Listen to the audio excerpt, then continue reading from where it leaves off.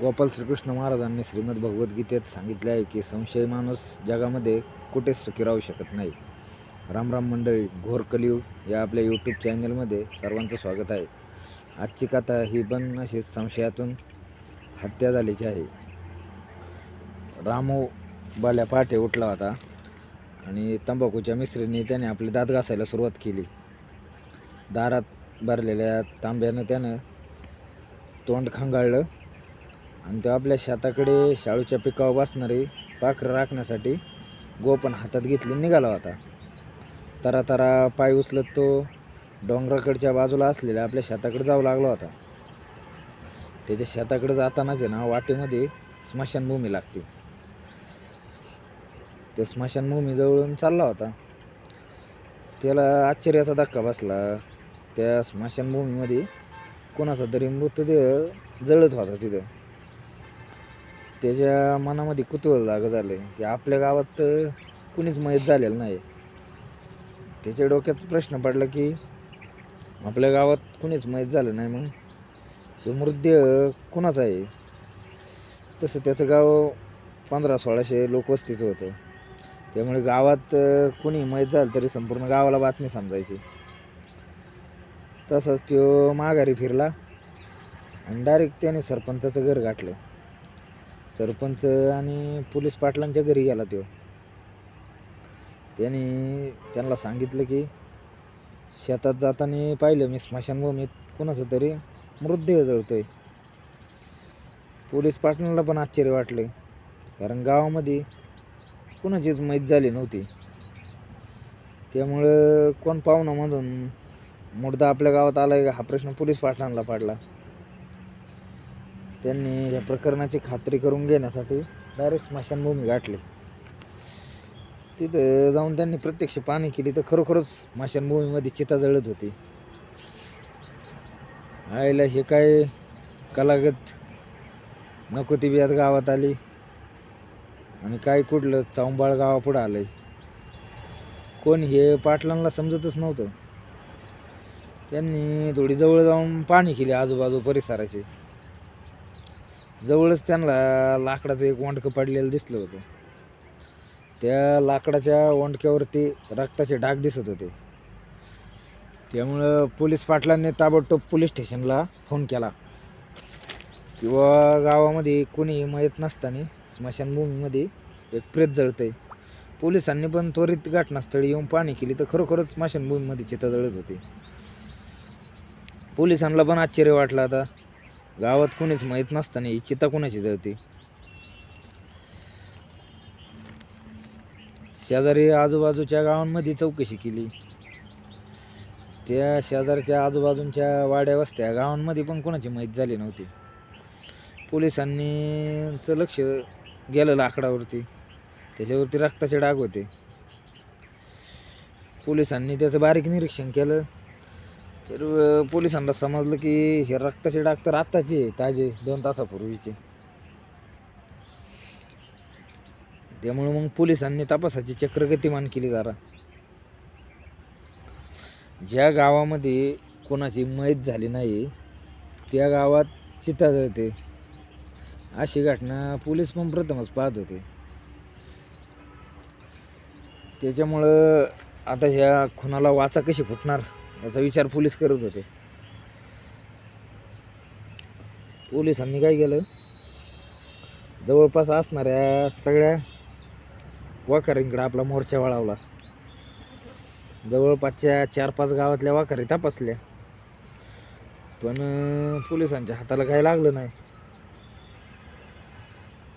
त्याच्यामुळे पोलीस पण हातात झाले होते की बुवा आता हे कसं काय करायचं, या प्रकरणाचा कसं काय छडा लावायचा. परंतु वाडीवरती एक माणूस लाकडं विकतो अशी बातमी लागली पोलिसांना. कोणीतरी टिप दिली पोलिसांना. पोलिसांनी त्या वाडीवरती लाकडं विकून पोट भरणाऱ्या माणसाला गाठलं. त्याच्या घराची जाऊन पाणी बिणी केली. पोलिसांनी त्याला विचारलं की तुझ्याकडे लाकडं नेण्यासाठी कोण कोण आलं होतं आणि कशासाठी आलं होतं. मुळातच पोलिसांना बघून तो घाबरला होता. त्याच्यामुळे त्याने पोलिसांना खरं सांगून टाकलं. माझ्याकडं प्रवीण आणि अशोक हे दोघंजण खोपीला मेढ रावण्यासाठी लाकडं घेऊन गेले. पण त्यांनी खोपीला लाकडं घातली का नाही ते काय मला सांगता यायचं नाही. पोलिसांना या दोघांची नावं कळल्यावरती पोलिसांनी ताबडतोब गावात जाऊन त्या दोघांना गाठलं. त्यांनी अशोकला आणि प्रवीणला संशयावरून उचललं. त्यांना पोलीस स्टेशनला नेऊन चांगला चोप दिला.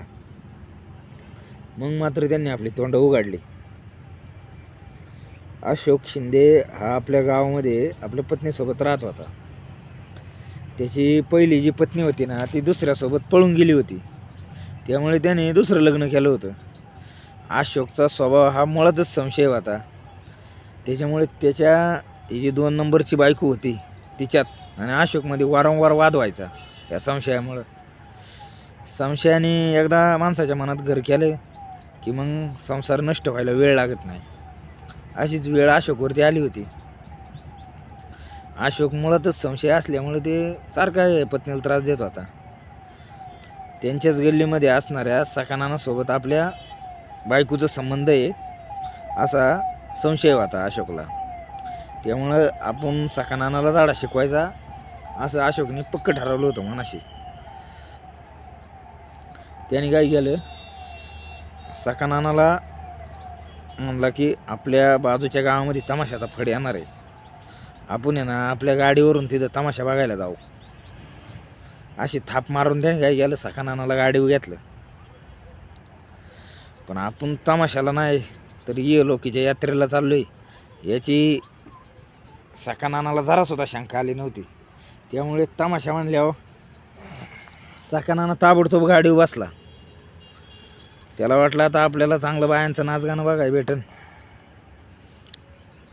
रात्रीचे 2 वाजले होते. गाडी जंगलाच्या रस्त्याने चालली होती. तिथं जरा थोडी मशानभूमीच्या जवळ गाडी आली ना, अशोकने गाडी थांबवली. लघुशंकेच्या बहाण्याने 3 जण गाडीवरून उतरले. सकानाना लघुशंका करीत असताना अशोकने लाकडाच्या दांडक्याने ना सकानानाच्या डोक्यामध्ये वार केले. पहिला टप्पू टाकताच सकानाना खाली कोसळला. अशोकने आणि त्याच्या मित्राने प्रवीणने अगोदरच स्मशानभूमीला कडं लाकडं आणून ठेवली होती. ती लाकडं रचून त्यांनी त्याच्यावर मृतदेह ठेवला आणि चिता पेटून दिली. आता आपण निवांत झालो या प्रमाणात 2 तिथून निघून गेले. परंतु रामच्या चाणक्ष नजरेने ते जळणारं प्रेत